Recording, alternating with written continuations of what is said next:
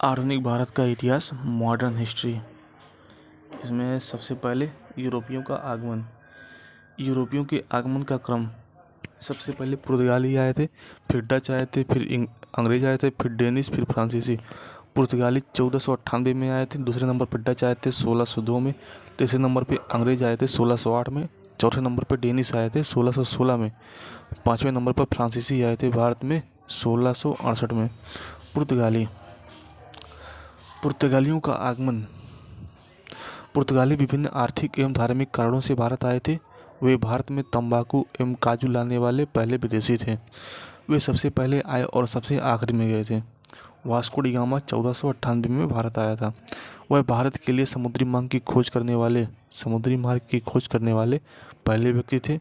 यह एक पुर्तगाली खोजकर्ता था जो राजा जमोरिन के शासनकाल के दौरान कालीकट पर आया था। राजा जमोरिन कालीकट के तत्कालीन हिंदू शासक थे। 7 जून 1494 को हस्ताक्षरित टार्डेसिलस की संधि स्पेन और पुर्तगाल के बीच एक महत्वपूर्ण समझौता था।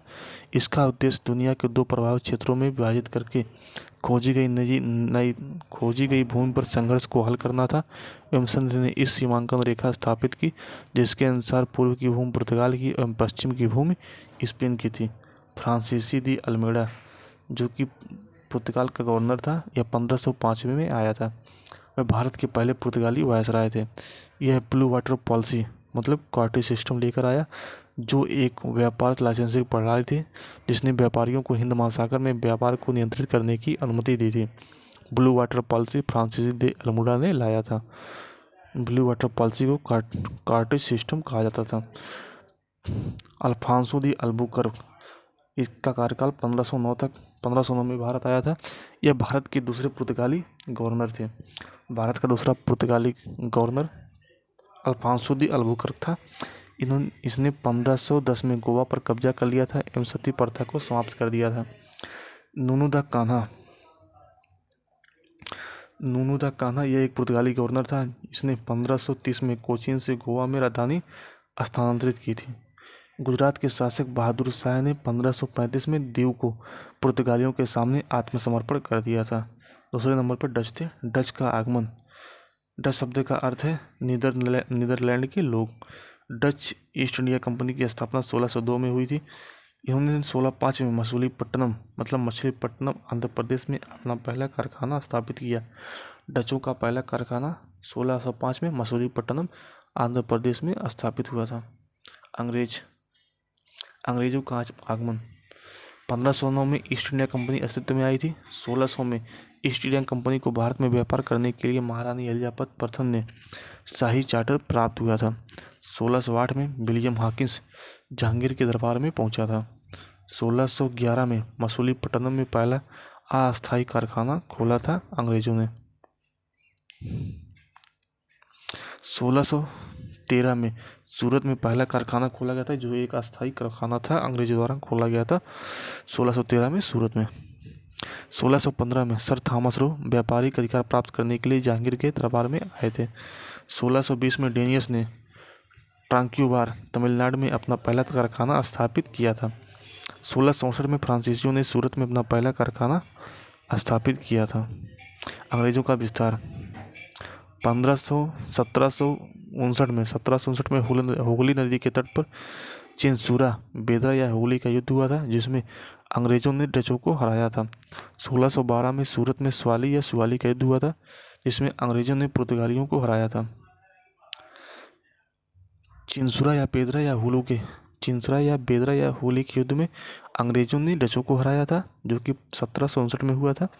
स्वाली या सुवाली के युद्ध में अंग्रेजों ने पुर्तगालियों को हराया था, जो कि 1612 में हुआ था। 1741 में कोलाचिल का युद्ध हुआ था। कोलाचिल का युद्ध त्रावणकोर के राजा मार्तंडवर्मा और डच ईस्ट इंडिया कंपनी के बीच लड़ा गया था। कर्नाटक युद्ध की श्रृंखला ब्रिटिश और फ्रांसीसी ईस्ट इंडिया कंपनी के बीच शुरू हुई थी। 1744 और 1763 के बीच कुल 3 कर्नाटक युद्ध लड़े गए थे। डुप्ले ने पहले 2 कर्नाटक युद्धों में फ्रांसीसी सेना का नेतृत्व किया था। प्रथम कर्नाटक युद्ध 1754 1744 से लेकर 1748 तक चला था। यह एक सिल्ला चापेल की संधि के साथ समाप्त हुआ था। इसमें विजयी थी फ्रांसीसी ईस्ट इंडिया कंपनी विजयी थी। कर्नाटक का युद्ध, प्रथम कर्नाटक का युद्ध एक सिल्ला चापेल की संधि के साथ समाप्त हुआ था। प्रथम कर्नाटक युद्ध में फ्रांसीसी ईस्ट इंडिया कंपनी विजयी हुई थी। दूसरा कर्नाटक युद्ध 1759 से लेकर 1754 तक लड़ा गया था। इसकी शुरुआत अंबूर की लड़ाई जो कि अंग्रेजों द्वारा जीती गई थी और पांडिचेरी की संधि के समाप्त इसका अंत हुआ था। तीसरा कर्नाटक युद्ध 1756 से लेकर 1763 तक लड़ा गया था। वांडीवास की लड़ाई 1760 में लड़ी गई थी। तीसरे कर्नाटक युद्ध का एक हिस्सा थी। वांडीवास की लड़ाई तीसरे कर्नाटक युद्ध का एक हिस्सा थी। यह युद्ध 7 वर्षों के आंग्ल फ्रांसीसी युद्ध का विस्तार था जो ऑस्ट्रियाई उत्तराधिकार युद्ध के कारण हुआ था। यह पेरिस की संधि के साथ समाप्त हुआ था। सर आयरकूट के नेतृत्व में ब्रिटिश सेना ने काम्टे डी लाली के नेतृत्व में फ्रांसीसी सेना को पराजित किया था। इसका है बंगाल। 1717 से 1727 तक मुर्शिद कुली खान बंगाल के पहले नवाब थे। 1717 में मुगल सम्राट फर्रुखसियर ने एक स्वर्ण फरमान, जैसे व्यापार का मैग्ना कार्टा कहा जाता है, यह स्वर्ण फरमान जारी किया था जिसके तहत ब्रिटिश ईस्ट इंडिया कंपनी को 3000 रुपये के वार्षिक भुगतान पर बंगाल में स्वतंत्र रूप से व्यापार करने की अनुमति दी गई थी। फरमान ने कंपनी को माल ले जाने के लिए दस्तक या व्यापार की अनुमति जारी करने का भी अधिकार दे दिया था। बंगाल के नवाब सबसे पहले मुर्शिद कुली खान थे, उसके बाद शुजाउद्दीन मोहम्मद खान आए थे, उसके बाद अलीवर्दी खान था जिसकी मृत्यु 1756 में हुई थी। उसके बाद सिराजुद्दौला आया था। सिराजुद्दौला 1756 में अलीवर्दी खान की मृत्यु के बाद 23 वर्ष की उम्र में वह नवाब बन गया था। वह बंगाल के अंतिम स्वशासी नवाब थे। यह बंगाल में अंग्रेजों को प्राप्त व्यापारिक विशेषाधिकारों से संतुष्ट नहीं था। अंग्रेजों द्वारा किलेबंदी बंद करने से मना करने पर सिराजुद्दौला ने फोर्ट विलियम पर कब्जा कर लिया। ब्लैक होल त्रासदी 1756 में हुई थी। इसमें कलकत्ता के फोर्ट विलियम में एक छोटे कमरे में हवा रहित कमरे में ब्रिटिश सैनिकों को और अन्य कैदियों के लिए कैद की एक रात थी। इस घटना ने रॉबर्ट क्लाइव को उकसाया जिसने बदला लेने का फैसला किया। इसके बाद प्लासी की लड़ाई हुई थी। अलीनगर की संधि हुई थी 1757 में। इस पर सिराजुद्दौला और अंग्रेजों के बीच हस्ताक्षर हुए थे जो प्लासी के युद्ध का कारण बने थे। प्लासी की लड़ाई 1757। यह रॉबर्ट क्लाइव के नेतृत्व वाली ईस्ट इंडिया कंपनी की सेना और सिराजुद्दौला जो कि बंगाल के नवाब थे इसके बीच लड़ा गया था। सिराजुद्दौला के सैन्य कमांडर मीर जाफर ने अंग्रेजों से हाथ मिला लिया था। इस लड़ाई में भारत में ब्रिटिश साम्राज्य की औपचारिक शुरुआत की पुष्टि की गई थी। प्लासी के युद्ध के परिणाम। पहला, सिराजुद्दौला मारा गया था मीर मदन के नेतृत्व वाली सेना के द्वारा। मीर जाफर को बंगाल का नया कठपुतली नवाब बनाया गया था। तत्कालीन मुगल सम्राट था आलमगीर द्वितीय था। इसके बाद मीर कासिम मीर जाफर का दामाद था, वह गद्दी पर बैठा था। इसने राजधानी मुर्शिदाबाद से मुंगेर स्थानांतरित कर दी थी। उसने फर्रुखसियर द्वारा जारी दस्तक को भी समाप्त कर दिया था। शुजाउद्दौला यह अवध के नवाब थे। मीर कासिम और शाह आलम द्वितीय मुगल सम्राट की संयुक्त सेनाओं ने अंग्रेजों के खिलाफ बक्सर की लड़ाई 1764 में इसका नेतृत्व किया था। अवध का प्रथम नवाब शहादत बुरहान उल मुल्क था। अवध के चौथे नवाब आसफ उद दौला थे। नवाब आसफ दौला ने लखनऊ में बड़ा इमामबाड़ा का निर्माण कराया था। बक्सर की लड़ाई 1764 में सर हेक्टर मुनरो के नेतृत्व में अंग्रेजों ने इस लड़ाई को जीत लिया था। इसके बाद इलाहाबाद की संधि हुई थी 1765 में। शुजाउद्दौला जो कि अवध का नवाब था, मुगल सम्राट शाह आलम द्वितीय और रॉबर्ट क्लाइव जो तत्कालीन गवर्नर थे, इनके बीच हस्ताक्षर हुआ था। इसके तहत 2 अलग अलग संधियों पर हस्ताक्षर किए गए थे। अवध के नवाब के साथ पहली संधि हुई थी। इलाहाबाद और कड़ा को मुगल सम्राट शाह आलम द्वितीय को सौंप दिया गया। नवाब ने युद्ध क्षतिपूर्ति के लिए अंग्रेजों को 50 लाख रुपए दिए थे। शाह आलम द्वितीय के साथ दूसरी संधि। शाह आलम द्वितीय को इलाहाबाद में ब्रिटिश संरक्षण में रखा गया था। बंगाल, बिहार और उड़ीसा की दीवानी मतलब राजस्व अधिकार ईस्ट इंडिया कंपनी को दिया गया। 26 लाख रुपए के वार्षिक भुगतान के बदले में दी गई थी। कंपनी ने इन प्रांतों को में निजामत मतलब सैन्य और न्यायिक कार्यों के निष्पादन के लिए सम्राट को प्रतिवर्ष 53 लाख रुपए का भुगतान करने पर सहमति व्यक्त की थी। ईस्ट इंडिया कंपनी द्वारा दीवानी और निजामत कार्यों पर इस नियंत्रण को दोहरी सरकार कहा जाता है। मीर जाफर को फिर से नवाब बना दिया गया था। इलाहाबाद की संधि 7 साल चली और 1772 में वारेन हेस्टी द्वारा समाप्त कर दी गई थी। मैसूर में वाडियार राजवंश का शासन था। हैदर अली जो वाडियार राजवंश के अधीन एक सैनिक था और अंततः मैसूर की गद्दी पर बैठ गया। आंग्ल मैसूर युद्ध।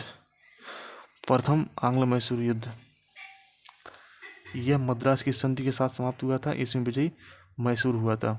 प्रथम आंग्ल मैसूर युद्ध 1767 से लेकर 1769 तक चला था। द्वितीय आंग्ल मैसूर युद्ध 1780 से लेकर 1784 तक। हैदर अली को पोर्टो नोवा की लड़ाई जो कि 1781 में हुई थी, इसमें सर आयरकोट के नेतृत्व वाली ब्रिटिश सेना ने पराजित कर दिया था। युद्ध के दौरान कैंसर के कारण अपने पिता हैदर अली की मृत्यु के बाद टीपू सुल्तान गद्दी पर बैठा था। इसका अंत मंगलौर की संधि के समाप्त हुआ था। तृतीय आंग्ल मैसूर युद्ध 1790 से 1792 तक चला था। यह श्रीरंगपट्टनम की संधि के साथ समाप्त हुआ था। तीसरे मैसूर युद्ध में टीपू सुल्तान, जिसकी राजधानी श्रीरंगपट्टनम थी, इसकी हार हुई थी और इन पर भारी जुर्माना लगाया गया और उनके दोनों बेटों को बंधक बना लिया गया था। चतुर्थ आंग्ल मैसूर युद्ध 1798 से लेकर 1799 तक चला था।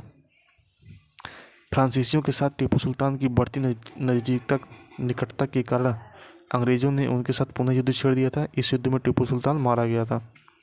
सहायक संधि की शुरुआत 1798 में लॉर्ड वेलेस्ली द्वारा शुरू की गई थी। हालांकि यह फ्रांसीसी गवर्नर जनरल लॉर्ड डुप्ले के दिमाग की उपज थी।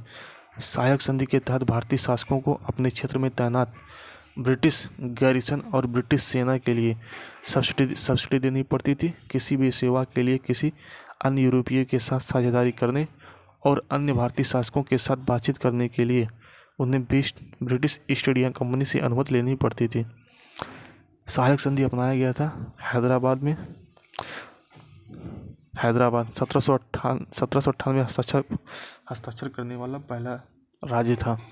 सहायक संधि पर हस्ताक्षर करने वाला पहला राज्य हैदराबाद था 1798 में। मैसूर था 1799 में। तंजौर 1799 में। अवध 1801 में। पेशवा 1802 में अपनाया था सहायक संधि। पंजाब शुकर चकिया मिसल जो कि 12 सिख मिसलों में से एक था। इसके राजा महाराजा रणजीत सिंह ने 1809 में अंग्रेजों के साथ अमृतसर के संधि पर हस्ताक्षर किया था एवं सतलुज नदी को सिख साम्राज्य और ब्रिटिश साम्राज्य के बीच सीमा घोषित कर दिया गया था। 1839 में इनकी मृत्यु हुई थी। अलीवाल की लड़ाई 1846 में हुई थी। यह प्रथम आंग्ल सिख युद्ध का हिस्सा थी। प्रथम आंग्ल सिख युद्ध इसके परिणामस्वरूप सिख साम्राज्य की पराजय हुई और आंशिक रूप से उसे ब्रिटिश साम्राज्य के अधीन कर दिया गया तथा जम्मू और कश्मीर को एक अलग रियासत के रूप में ब्रिटिश आधिपत्य में दे दिया गया। महाराजा दिलीप सिंह और अंग्रेजों के बीच लाहौर की संधि हुई थी।